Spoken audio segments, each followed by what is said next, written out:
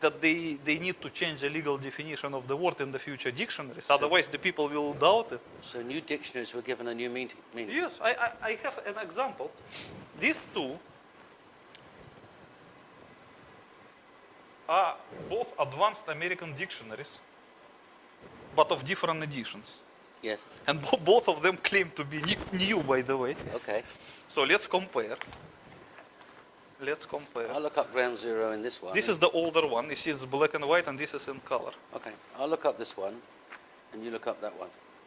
Mine says, the old one, the Wait, place where a nuclear bomb explodes where the most severe damage happens. And that's according to Longman's Advanced American Dictionary. Okay, and look at this one. Now the new color one, presumably this has been published after 9/11, tells me that ground zero means the place where a large bomb explodes, where the most severe damage happens. So this is Ground zero, the place in New York City where the World Trade Center buildings were destroyed by terrorists on September the 11th, 2001.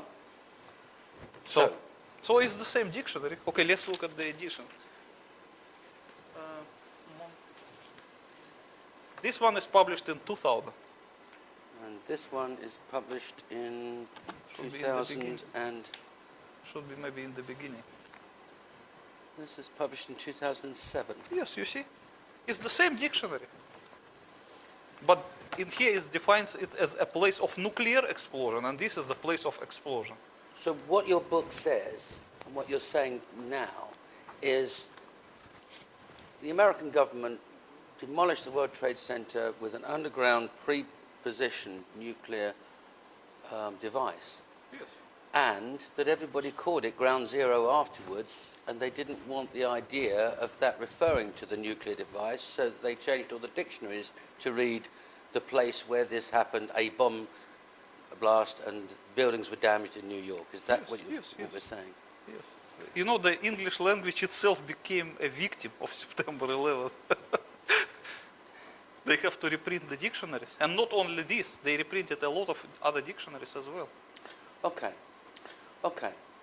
But let's just stay with the effects of this pulverization and the dust.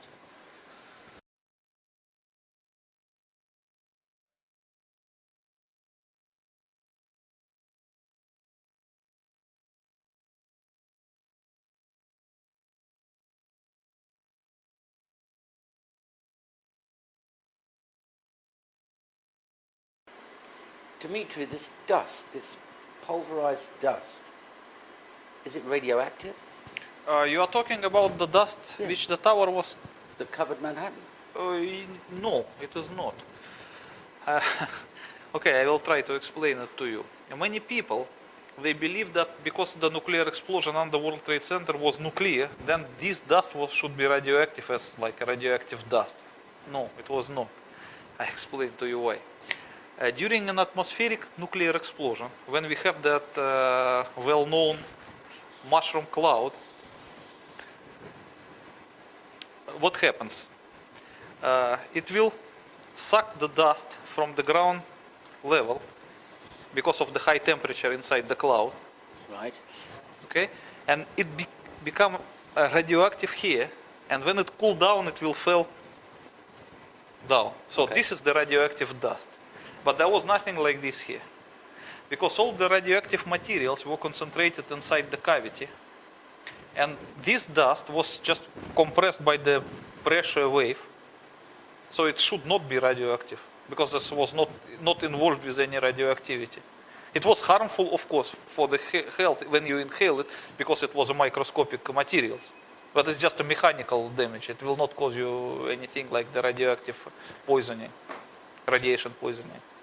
So if some of the dust particles were asbestos and they were inhaled, then you'd have No, a that problem from yes. asbestos. If you inhale asbestos, yes, you will have the harmful effect of asbestos. Okay, but there's nothing There's nothing to do with radioactive about the radioactivity, dust. no.